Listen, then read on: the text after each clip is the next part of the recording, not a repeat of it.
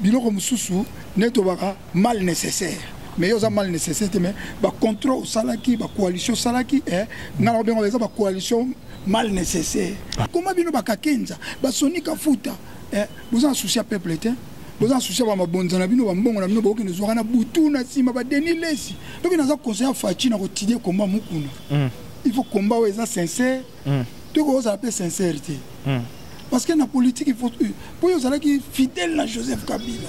On va qu'on pour nos Congo, on trahir Joseph Kabila. Bateau bazana bateau ex-président de la République. Est-ce que vous assure que il travaille pour Fachi, il travaille pour la République? Ngi kakufa na mwasi na assassiné na kacha palais. Tant à dénoncer, tant Joseph Kabila eu pouvoir. Ngi ka dénoncer le Cameroun, il y a 30 millions de dollars. Oyo Joseph Kabila paie ça qui na Tanzanie. Info 243, la référence de l'actualité. Je suis Raphaël Walukonka. Mesdames et messieurs, prière de vous abonner sur Info 243 afin de suivre le reste d'actualité en direct de la République démocratique du Congo. Pona koyeba basango ya Congo, pe koyeba makambo nyonso ekoleka na Congo, batata ba mama bo s'abonner na Info 243 na mwana na bino Raphaël Walukonka. Merci. Au cœur des questions d'actualité, mesdames et messieurs, bienvenue sur Info 243. Désormais, c'est votre canal préférentiel afin de vous informer. À temps réel, en direct de la République démocratique du Congo, mesdames et messieurs, bienvenue dans cette édition. Lelo Toko Sembola, ma question d'actualité. Namwana Mboka, qui candidat député provincial dans la circonscription. Il y a Tchango, Namassina précisément, au Sembola, ma question d'actualité. Azali Moro, combattant peu Boyebi, bien sûr. Namboka à Londres. Est-ce que le combat existe toujours? Est-ce qu'il y a qui candidat malheureux, tout soit non voulu? Sur la question d'actualité Ebélé et Soussou, autour de ça, il y a beaucoup d'actualités en République démocratique du Congo. En tant que politicien également, pour à côté un cas il y a mokili politique, tout n'a pas point de vue autour il y a actualité au Salema. La République démocratique du Congo, Ezali Nani, Ezali Mboka, Micho Noka. Leader, artiste, musicien également. Mbote. Mbote mingi ndeko nangai Raphaël Walukonka Belhomme, Nefo 243. Donc Nadane Sengo, Kozalana, plateau na Olelo, et puis na pesi ba union surtout au balanda émission na yo na pesi bangombo TP ba congolais partout dans le monde bisika bazali. Alors to tikali to yebi déjà actualité zali mo ebele hein. Premièrement, avant au côté de l'actualité, Batouni Osobaebi Ozali artiste musicien également Ozali qui n'a pas belé malgré Ozali qui combattant Ozali qui n'a pas né mona boké chua yambo hein au bando TAP à travers musique. Aujourd'hui, malgré régime échangé, mais tout ça landé moment sur le Congo. Cette chanson patriotique que Bato Belé a pété peut-être qu'on sacrifier mon à studio, les clips également pendant ça landé mo pour la patrie. Aujourd'hui, quelle est la motivation d'abord première pour dans ça nzembo ya Congo? Merci mingi. Na bien que Zamba liboso na sala nzembo Congo te na 2001 tant que Zalaki attaqué par les Rwandais. Voilà président Musée Laurent Désiré Kabila. Na sagi nzembo pona ko soutenir Musée Laurent Désiré Kabila titre en debout congolais. Et ça na YouTube. Après na 2010 tant ba arrêté Jean-Pierre Bemba na yeko sala nzembo titre nango Jean-Pierre Bemba innocent. Attaque patriote toujours ko soutenir Mamamboka na vanda ki sikoyo na lobi bon makambo zo changer na mboka tout ça mais souffrance ya peuple eza toujours komata. Tuerie na Beni na Ituri eza toujours ko continuer. Donc attaque artiste inspiration yaki inspiration na bengo eza ba chance banzembo ngana mbaka patriotique na benga ngo ba chanson intellectuelle. En tout cas, ce que temps ko yokango, eza ba thème, c'est pas n'importe quel thème. Eza ba thème moko boye. Il faut avoir un intellectuel pour composer. Yango mo na ko sala Congo parce que les qui so yokango eza ba chanson intellectuelle parce que là on a interpellé les politiciens. Donc tant on a vu politiciens, eza nzembo na sala ngo ezali donc na koloba interpellé oh nyonso za politicien même moi-même so oza politicien oza interpellé nanze moi parce que mikonyo so tozo bazo ibaba millions mikolo nyonso ba massacre na Beni donc eza nakolo ba bref eza nzembo batu bazwa temps koyoka ngo eza ba chanson intellectuelle ba chanson éthique parce que bato bazo déclaré soulèvement populaire oh boye ah boye bato bo telema fatia za bloqué bo telema bo benga na bato ya FCC mais nzembo wana déjà so yoki ngo eza déjà ezo rassembler combat nyonso bato babunda ce qui peuple yoki nzembo wana comprendre que na rolo beza conclusion ya makamu nyonso. Alors frère Michonoka, vous êtes un artiste musicien mais ozali moko ya bato oyo ba préféré côté aloko ba évangéliste ba msusu ba terre na mateya na maloba msusu ba yemba na loyembo. Vraiment c'est une très belle chanson que je na recommandé à ba congolais nyonso balanda parce que éveil ya ko télémisa bontope na patriotisme parce que ba parti politique est libre quand même patrie ngonde il faut rebundela. Je vous recommande cette chanson Congo Pasieleki ya frère Michonoka azali ko dénoncer soit à ko motiver à ko interpeller. C'est une chanson à ne pas vraiment zapper. Vous retrouvez en internet na YouTube. Alors en dépit Congo Pasieleki mais réalité na Congo eza makamususu. Autre temps, autre mœurs, autre réalité. Président Akala na ba réalité nango lelo peto komona makamususu. Aujourd'hui on parle il y a milice aux alliés politiciens. Milice moko na limité. Batu mususu ba ko accuser UDPS, de l'autre côté UDPS Moutoua Loba qui est en haut au préalable. Est-ce qu'il y a un complot contre l'État? Parce que le Congo passe les qui aux alliés observateurs et à la société. Bon, merci Minginga pour la dernière formation à milice parce que ce sont des milices de l'IDPS. Bamsou Balobi, non, ce n'est pas les milices de l'IDPS. Balobi, il y a Messi la Bémoko Boye, il y a Moutoumoko Boye. Moi, je peux attaque analyse parce que je suis aussi un analyste politique.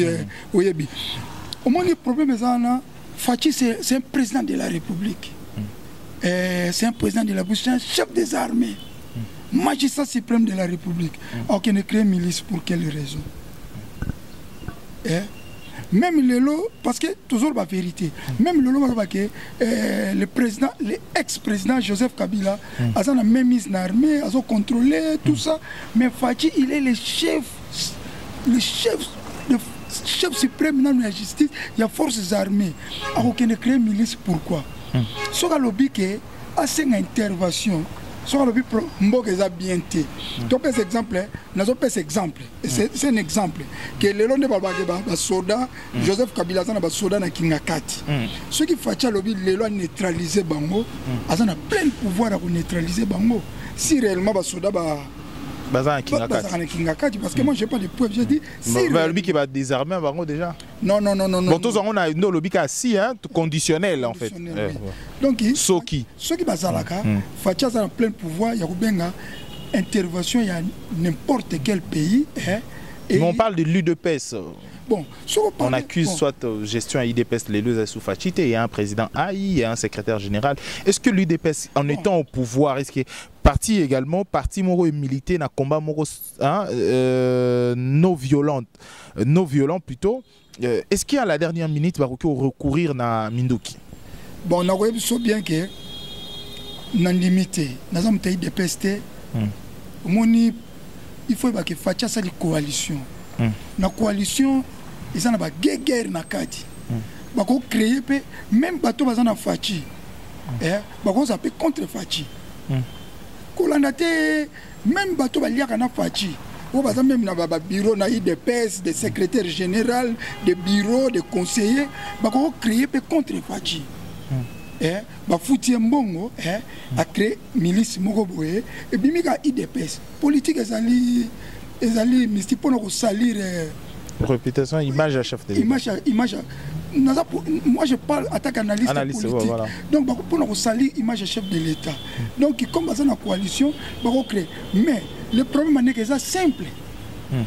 Ezalaki na Kingabwa bake ba neutraliser bango bakanga batuana batia bango na auditorat militaire basambisa bango en public ne basambisa ki. Est-ce que il y a une main noire qu'on ne veut pas dévoiler la population, sachant bien sûr que pas union son Congo a identifié Bakolo Lupango. Jusqu'à aujourd'hui, pourquoi on ne parle pas du propriétaire de la parcelle? Et c'était au numéro combien? Oui. Et c'est qui en fait le commanditaire jusqu'à présent? Parce que renseignement, ils ont remarqué, il y a un mokili. Na sa réponse moroboé et qu'on ça va tout sous passe. Vas-y. Éviter. Soko tuninga réponse. Na bosolo nyonso quand même. Na bosolo nyonso. Na rolo baké tant bato walo baké Fachi ne contrôle pas. Et ko zala, ça pour n'anga na zolo beza Fachi té. Mais comme on dit Fachi ne contrôle pas, contrôle rien. C'est pas moi. Sur 100% des Congolais, 90% de Fachi ne contrôle rien. Donc, ils ont même mise noire au yo, créé en haut, ils ont contre. Selon nous, ils ont contre Fachi. Mais est-ce qu'il y a lieu, que ça service à renseignement, qui service à renseignement, ANR, ou le service à ANR, prison en fait, parce que ça c'est le renseignement. Parce que le militaire est un service moraux très dangereux. S'il y a déjà des milices comme ça, plus forte raison bah toi dans l'insécurité. Bon, merci Mingina Roloba bien que il faut au moins interview tout ça là. Il faut son na répondre on a ndenge na au Congo passé. Ouais, vas-y. Tous le roi artiste quoi artiste mo il y a Bosolo quoi. Il y a Bosolo c'est ça. Problème est ali awa pour le moment Fachi azana renseignement. Fachi il faut à la renseignement na union surtout. Mais bah, comment est-ce que va détecter aussi il n'y avait pas de renseignement? Non, quand on a un renseignement, on dit bateau bazana bateau ex-président de la République. Okay. Est-ce que osa sir que il travaille pour Fachi, il travaille pour la République? Je suis Raphaël Walukonka. Mesdames et messieurs, prière de vous abonner sur Info 243 afin de suivre le reste d'actualité en direct de la République démocratique du Congo.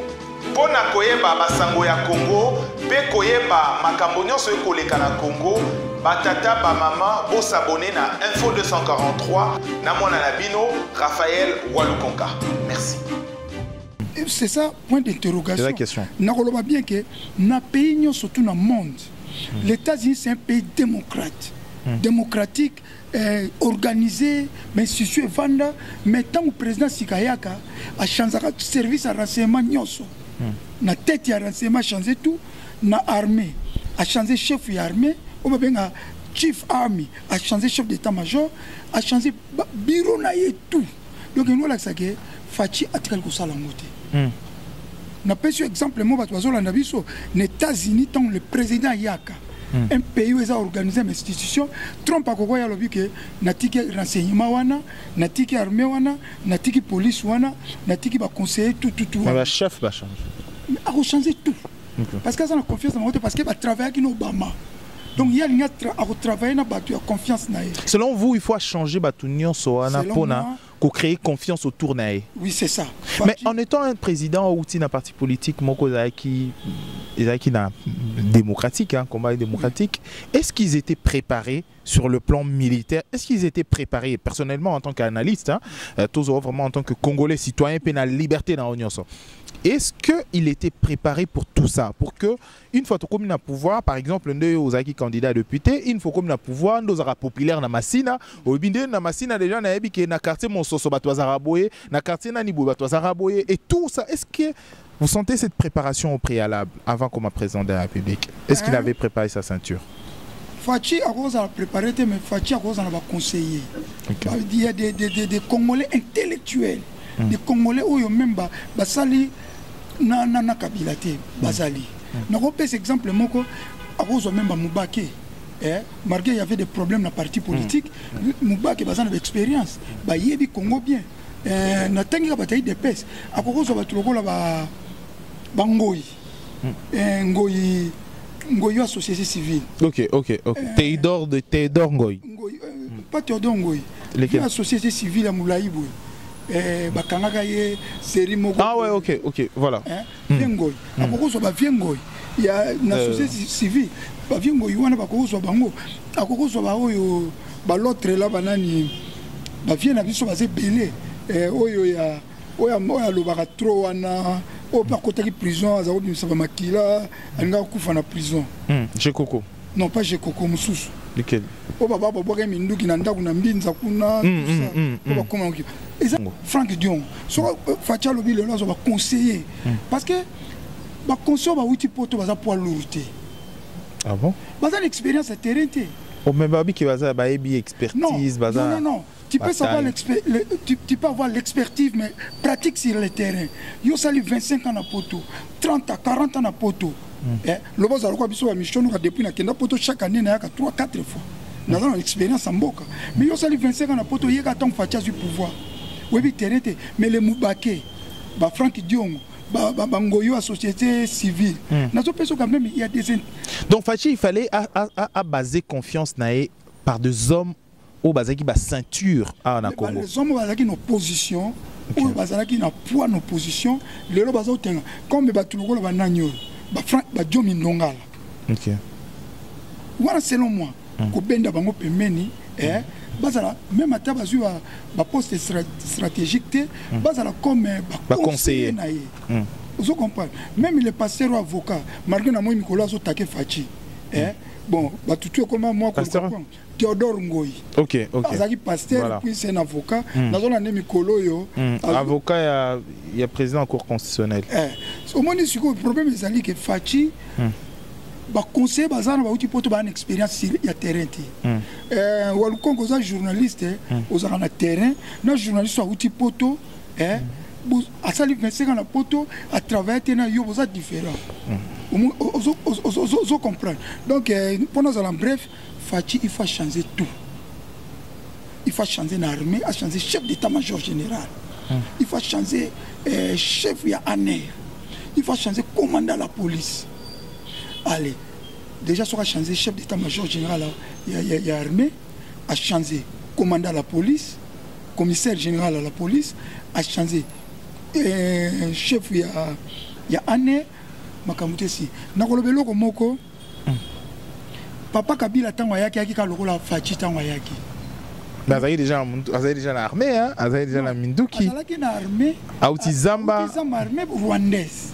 Mais tango bengani bango azui ba congolais. Na ko tango azwaki il a récupéré les gens comme de Mbusa Mabi. Général. Des général lokola ba Golowa. Il a récupéré le colonel, le quoi, tant on a dit colonel, le quoi, colonel, le coutu, le laza général. Il a récupéré bah ouais, à mon avis que bah ça qui n'a Mobutu, tant à Bengani bah Rwandais. A récupéré les types là, bah bien à l'État. Tant me bien parce que moi je connais la politique du Congo. L'État ça là qui Azamuta ANER, service à renseignement. Bon merci. En tout cas on a s'appelle Nengoyebe. Pourtant me junior on va. Et ça va journaliste me souya poto retourner l'État. Azaki numéro 1 service à renseignement, mais ça là qui n'attend Mobutu. Nashita Mobutu. Bazwaki bakanga parce que bakanga bango pona mort y assassinat ya musée Laurent Désiré Kabila. Donc Fachi il faut avoir tout au bazar solide. Est-ce qu'il est toujours en vie d'ailleurs? L'État oui, na mona qui dernier. Bazar en prison? Oui, bazar en prison. Depuis bakanga depuis mort ya musée ti bazar en prison na ba Edi Kapen. Donc en bref to melate Fachi il faut acheter président de la République Fachi Tolingio Mingi. Bana poto balingio Mingi. Malgré balobaka ende balobaka biloko mususu neto baka mal nécessaire. Mais yoza mal nécessaire mais ba contrôle salaki ba coalition salaki ngala bien ba coalition mal nécessaire pour sauver pays. Donc il n'a pas président Fachi aux président de la République, chef suprême, il faut changer l'armée, il faut changer la police, il faut changer l'ANER. Nous après, il y a même des combos, il y a des géants militaires. Opposé notre 5. Ceux qui n'atteignent pas comme un service à renseignement, ils ont bien été.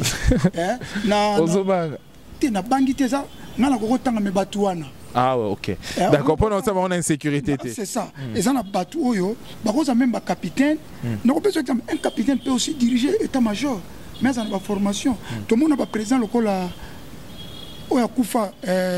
c'est qui Thomas Sankara, Azalaki capitaine. Dadis Camara, il y a Guinée, Azalaki capitaine.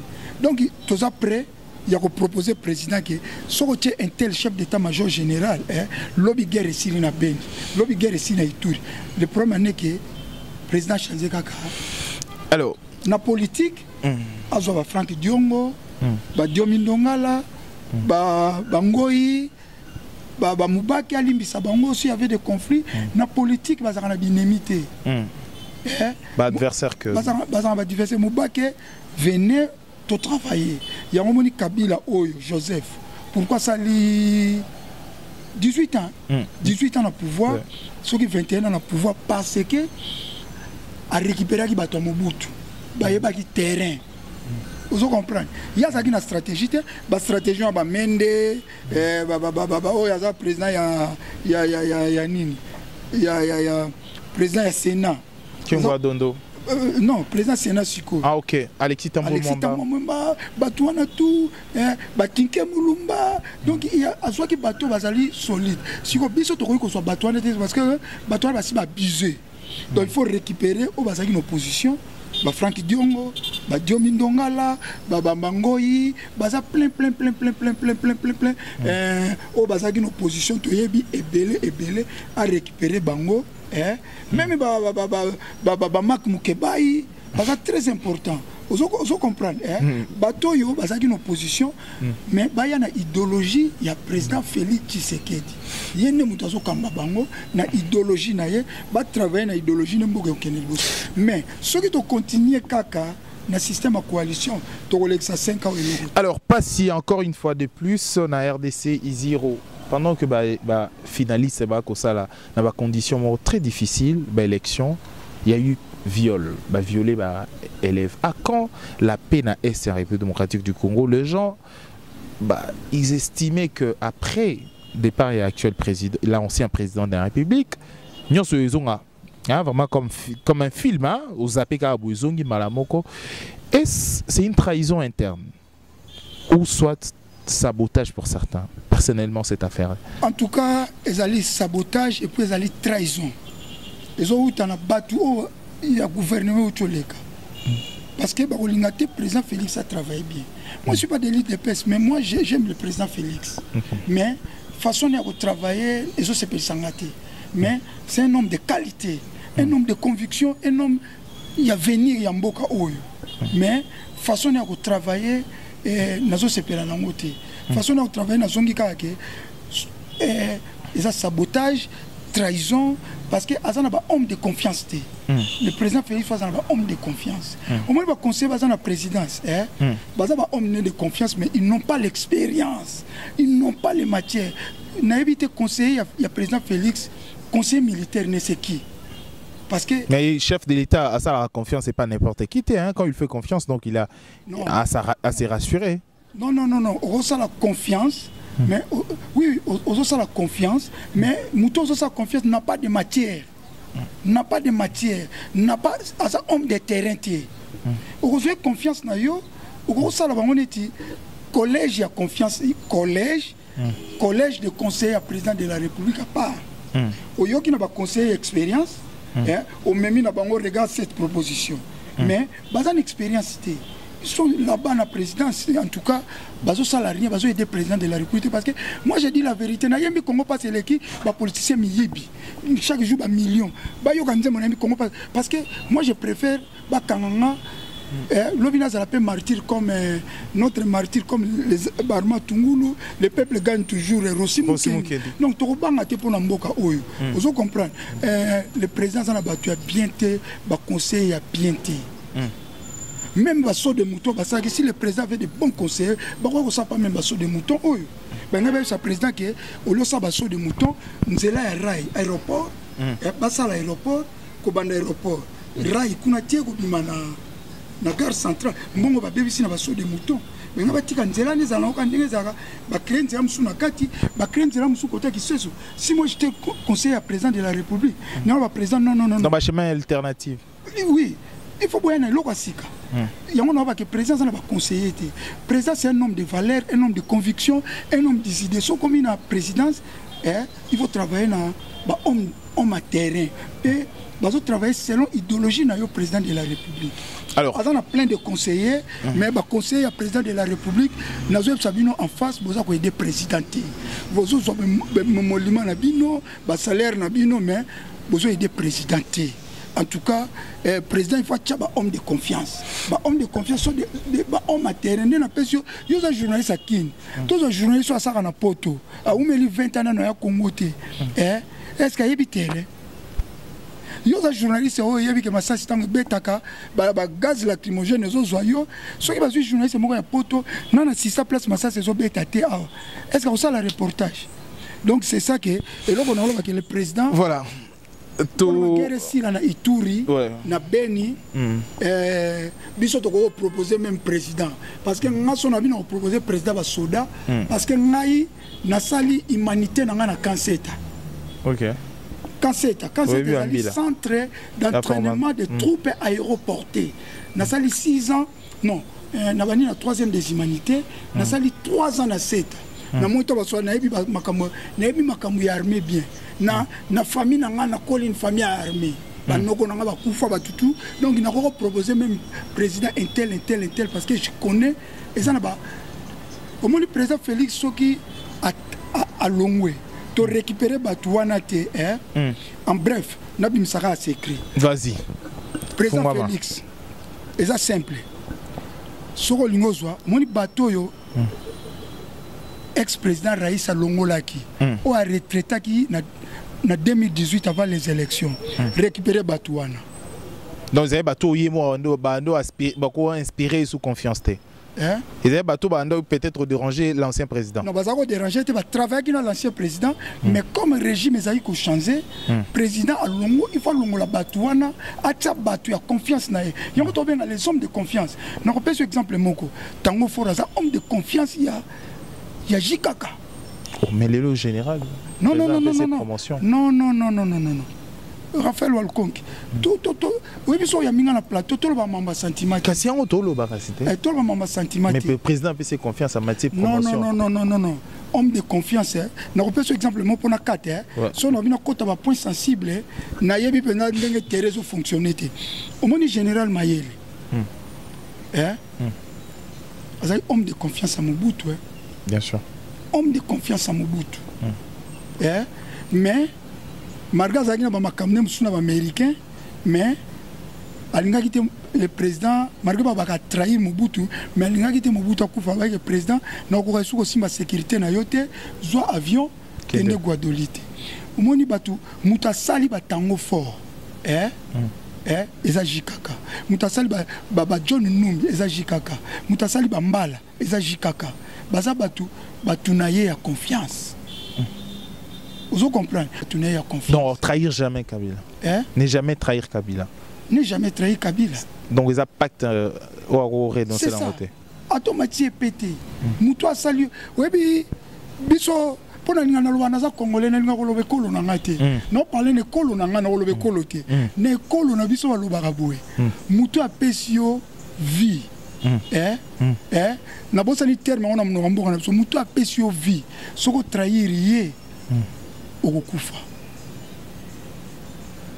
Omoni tango fort ba otozoka ba komboana baza ba homme de confiance. Jikaka yona lobité Jikaka ibayi kazo kende. Il faut bateau na retraité batu. A retraité batu a tiki ba homme de confiance na ye. Mais ba wana basaki baza ba soldat congolais. Mais baza bando inspiré confiance te. Baza bato confiance na été. Baza bato confiance na batu na oke na tiki on a sir na Raphaël. Et ça neti na zakana Sinai. Na zakana fait devorant ba homme de confiance na nga. Akoko za laze pa na yo au juillet. Azo travail maïti ba pété souka ba no souffler nga. Vieux webi ke kutu Raphaël asala kiboye. Zala mayele. Kutu mikolo ba kozwa yo. Kutu mikolo yo. Amukamate mukwata. Amukamate doki yango na zolo baki en bref président Félix a récupéré ba retraité qui avant 2018 avant l'élection. Alors parlons d'autre chose à présent. Aux équipes candidats, aux équipes membres à UNC, parti politique à Vital Kamerhe. Aujourd'hui. Bon, en tout cas, on voit bien que loyauté, fidélité. Bon, moi, je suis au travail dans la politique idéale. Dans le bien, on peut l'enzemer. Les politiciens congolais sont sans idéal. Nous sommes toujours dans le membre de l'INC. Ok. Dans l'ongouette, parce que si on a vu il faut que démission dans le membre de l'INC. Mais tout ça, la politique, parce qu'on a relevé ces missions, tout ça, la politique pour conquérir le pouvoir. Mais pour conquérir le pouvoir, on a se retrouver. Il faut nous la vérité. Partage un gâteau au Koutani na côté. Parce que nous avons fait n'attendons qu'il y ait UNC qui partait. Il y a qui partait. Nous avons réunion président Veka qui m'a dit balani Moïse Katumbi.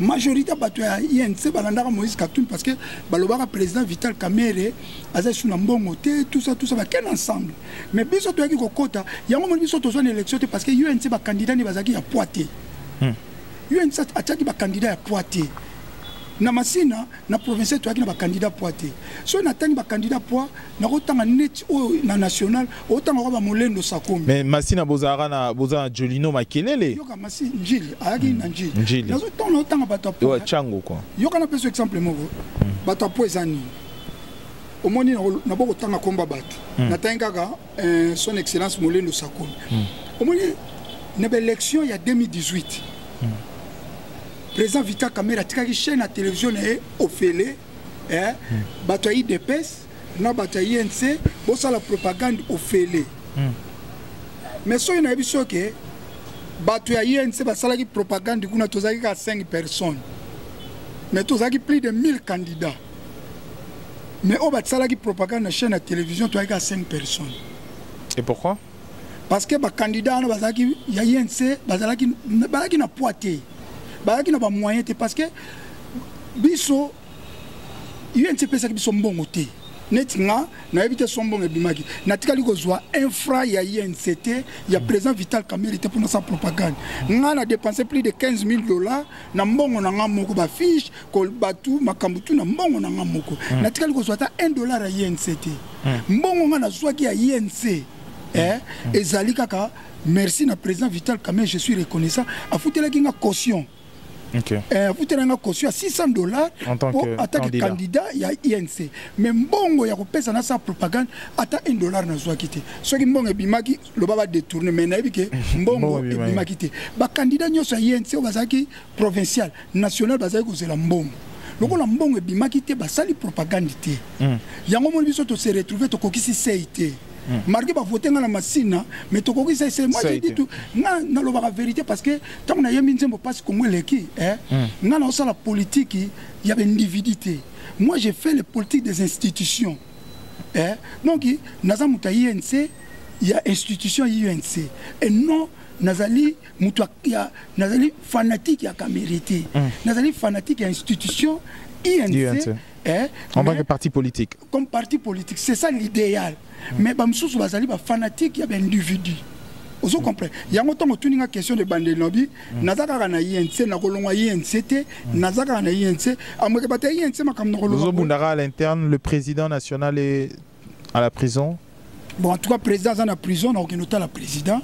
So il a 8 ans, malgré qu'il est en hôpital, na reçoit temps na hospitalité na ranango na genokota la président nangai aza président nanga mais nazo déplorer ka biso to saka politique to continue politique pour to conquérir pour mondo ngo le belo mo ko ka lo bangote nini wana mondo ngo le belo mo ko lo bate biso to conquérir pouvoir oh bino idéal siko yango izali ka toujours idéal na bino za toujours INC na mono pe na rouge blanc INC ka sikoyo ezali ba bilo ya bino yango rouge blanc mais rouge blanc est aspect spirituel. Il y a un INC a parti, mais ça c'est où je me suis représenté Michel Noka. Parce que n'appelle l'objet n'a recommandé du président Vital Kamerhe.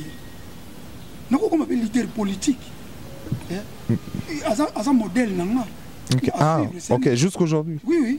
Mais n'a recommandé président, n'a recommandé président lobby à parti politique. Mais pour le moment, n'a pas évolué, n'a pas président Vital Kamerhe. Et là, on a vu que tout ça, la politique, comment va-t-il se battre à Koloba? Naï na botama na lobaka. Tout ça, la politique, tu conquérir pouvoir, tu as pouvoir, bamsous ba comme ministre, bamsous ba comme conseiller, ngazaki candidat députation provinciale na poste été. Bon, on a la poste été, mais quand même, moi gâteau pe na poste. Au moins sur la poste na poste mususu. Vous me dites que vous habitez au niveau quand même je suis satisfait que on m'avait pensé tant comme en 2023 on a vu poster parce qu'on a aussi propagande nani Norbetolo ni Solomo est très important président Vital Kamerhe place à Zaïfa la nanga bien on dit que ngaba bamanga mabanga na Masina et heureusement na vraiment son natif ya Masina te bakoye ko tumbanga OK pour Nazalax pour UNC ils ont accepté la Massine. Non, parler de Tchangouté, je parle de Massine. Quand on a aussi la propagande, sur la Talikawe, Ah, UNC, période de l'année, comme il y a tension, zone moro. Zone moro, kuna baza Fayoulo, Jean-Pierre Bemba, kuna zaki, Massine zalaki terrain ensemble. Et ensemble. Lamouka. Bon, merci. Et qui terrain Lamouka. Si vous avez un terrain à cash, au côté de cash, kuna. Et reste parce que Massine est un terrain à moro simbangate. So les zaki terrain à ngate. On a ça la propagande, na tombo la combat UNC na Massine, na tombo la combat cash na Massine. So auquel les lots, UNC na Massine est raté. Bakoza na bino ya kobatama. Yo moni dernièrement la salle première, yo moni événement la salle. Journée qui yo moni plein la salle wana na Massine. Illustration déjà là une image et activité auto ça récemment na Massina. Objectif dans Rosani d'abord. Côté sa Massina na ko côté INC. Nous sommes préparés qu'en 2023. Bon, na ko bien que ba politicien. Au moni na salle na salle candidat na promettre ki bana Massina que ceux qui na zui na bano sa ba macro crédit, na bano organiser ba journée culturelle, na on aider ba maman et puis na la qui na posa na défendre bango na assemblée provinciale ba loi na makambo belé. Mais comme na opportunité ko défendre bango na assemblée provinciale té ya ko pesa ba idée tout ça. Et ça, Massina, son aki Eli, n'a défendre Kinshasa. N'engé ndeko Mak Mukeba azo sala. Tam sous même de Mak Mukeba sala. Son appel à Zaïguna, tu as tous années tam sous sort moko. Donc mon comment me balé. Tu as ton balé pour m'appeler à ça. Tu as bateau, tu as pour un peuple chocho, tu as corruption, tu as bateau, tu as dénoncé. Salutations à la plume, Mak Mukeba. Omoni, Sikoyo. Et à un moment de journée, na salaki, le quoi na promettait qui bateau, n'a pas moyen de bord nanga, n'a pas organiser la journée qui tient. En même temps, n'a pas préparé base nanga. Parce que n'a pas leader ya Massina, n'a pas parmi, n'a pas leader à Massina. Je suis parmi les leaders de Tchang. Donc d'autant que leader à Massina, tout le monde a le quoi la barrique en bombe. Tout le monde a la barrique en bombe, tout le monde a Michonoka, nani. L'homme mbedi, tout le monde va venir sur la Titi les Valois, tout le monde va. Oh, tu as vu ça na Sinaï, tu as vu ça Yanjili. Via Yanjili, il y a un bar belé belé. Baboua qui est trop comme Kiminga. Donc, nous avons parmi les leaders de Tchangou. Si on a un leader à Tchangou, il y a un moment Sikoyo, et Zali, nous avons préparé, en même temps, nous avons préparé 2023. Parce qu'il faut défendre toujours comme il faut défendre sous-région. Un jour, l'Assemblée nationale, la provinciale. Mais le but est que nous avons réalisé ma caméra promettait que Bango n'a pas moyen de bord, n'a pas moyen de popularité. Popularité, il faut la vérité. Il y a une sapécie qui poste. La popularité. Et ça n'a pas qui mais popularité sur poste de main à mobiliser pas tout et ça va nous mobiliser dans bon mais on va mobiliser pas tout ça bon on va marcher salami va marcher tout ça va bon il faut la vérité va mobiliser pas tout ça bon tout quitter na terrain ce que yo quitter na terrain va tout balando biso ça va wera son ya changu na musique wera so to na Massina mishono ka so na kiti changu bukani. Donc, alors, nous espérons qu'en 2023, il y a une belle année pour Nayo, hein, pour les élections. Tu seras candidat, toi soit Toko s'est retiré. Nous sommes candidat, ce qui est la loi électorale est changée. Affaire à Sey. Affaire à Sey, Longwe, et puis Ronsard. Bon, Ronsard, la loi électorale il faut changer. Ce qui est la loi électorale, il y a Kala, il y a la candidature. Ce qui est na bateau ya makambo ya PPRD na la candidature. Mais Fati fa kotsa nouvelle ère, nouvel élan. Mon pepa sika il faut Fati koti ça. Au moins Fati azali mutu état de droit. État de droit élection ko sama na mobuluté. Élection il faut ça tant que vous avez état de droit, Fati face à l'élection, ils allaient crédible, libre, transparent et apaisé. Même on repousse à 5 ans, et vous m'écoutez le baguette, élection salamate, tout pousse à mettre organisé. Des bonnes élections. Il y a malam. Mais tant qu'on a la même azuité, attaque mon état de droit à se retirer, calmement, mais tu bête les paiements. Alors, Tokomi Nasuka, édition Nabiso. Merci à frère Michonoka. Merci de la disponibilité. Je rappelle que vous êtes un artiste musicien. Vous évoluez à Mingi Namboka à Londres. Vous avez à cheval entre Kinshasa et Londres. Vous allez également politicien, membre du parti politique UNC. Vous avez un cash. Vous avez une gestion à l'État aujourd'hui. Vous avez qui candidat député national et provincial plutôt dans la circonscription à Massina na Kaza Tchango. Vous allez leader de Kinshasa. Auquel dernier mot.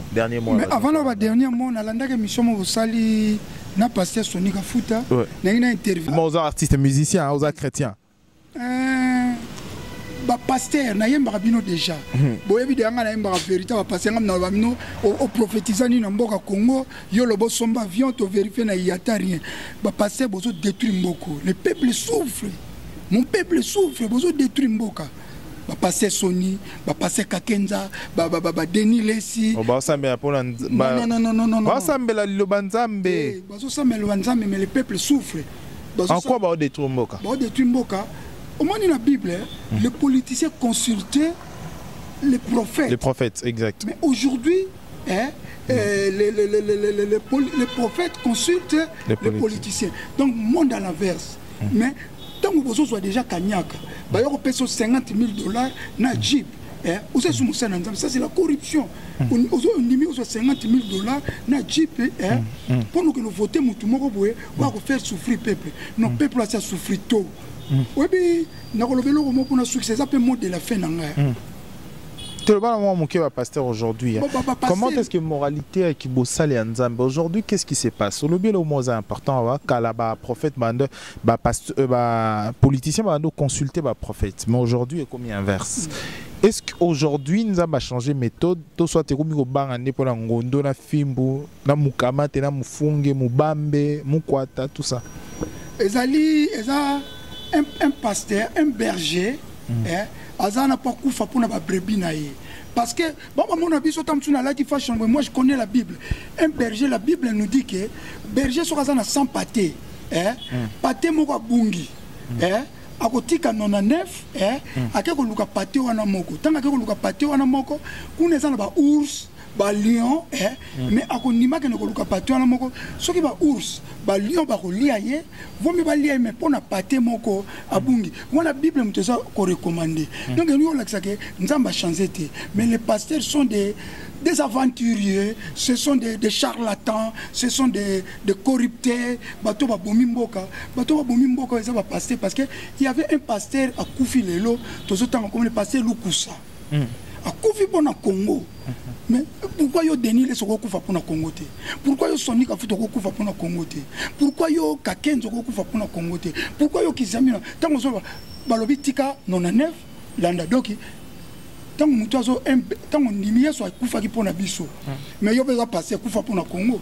Ceux qui ba boma yo ba boma pour na Congo. Kuna loba le port obia ya Kufa pour na Congo. Ah mais si ko ya Kufa pour na Congo te ayo ko changer quand même balobi Marga Salaki m'a bien, mais quand même, c'est repentir.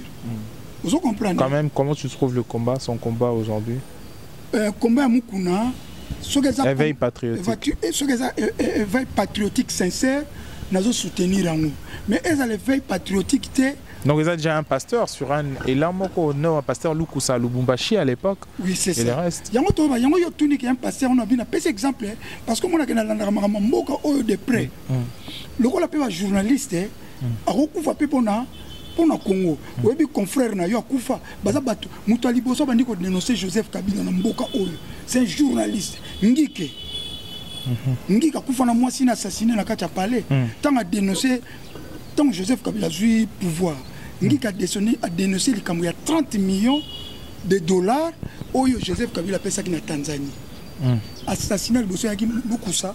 Nangiki. Ngiki ba boma ina mwasi na ye. Journaliste. Donc ne yo moboko kufa ke na ko balle perdu. Ne pe biso to ko kufa ne ba rosi ba kufi. Mais comment bino ba kakenza ba sonika futa.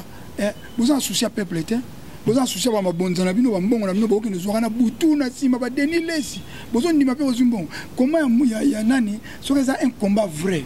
Parce que na nyoso tout mutazo bunda ifo biso to comment ko ce qui nous a conseillé à Fachi na ko tider combat mukuna. il faut combat où ils sont sincères. Tout le monde s'appelle sincérité.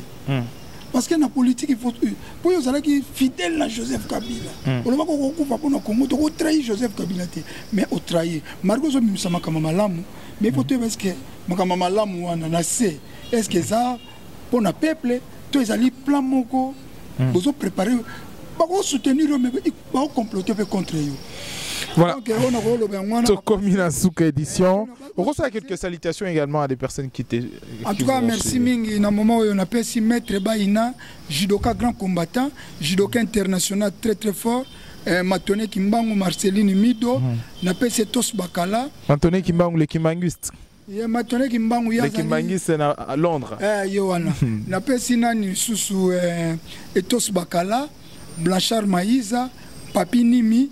Na pesi bino nyoso mbote Fanya Mokonzi na pesi bino mbote Michono Gazali toujours très très fort biso to bunda pona Congo na sali nzembo Congo passe leki bola nango na YouTube partager ngo parce que au moins ni besoin baka soulèvement populaire mettons ba sali loko moko pona soutenir soulèvement populaire pona soutenir Fachi pona soutenir gouvernement ou ko soutenir changement mboka boza ko soutenir té yama bilokana et décourager ça net Rossi Mukenda kufa il faut te soutenir famille Rossi Mukenda les années Arma Tungulu kufa il faut te soutenir famille Arma Tungulu te soutenir ba famille ba Chebe te soutenir ba famille ba Ngike parce que so soutenir la famille journaliste Ngike et ko pesa Raphaël wa lukonga le courage que le soki na zui plan moko na kufi famille na ngabana na ngai ba la prise en charge par la nation so biso to so bunda o tawe na rozwa risque pour na Congo.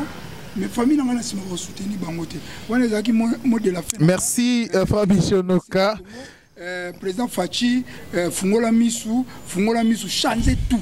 On a changé chef d'état-major général, changer commissaire général de la police, changer chef d'état-major et changer Batouana Misatou, commandant de la police, commissaire général de la police, changer chef d'état-major général de la République, changer Mukonza Anne, si vous changez la 3, changez pas la DGM. Mukonza DGM. Si vous changez la 4. Mukonza DGM, madame, au président de la République, vous avez nommé récemment.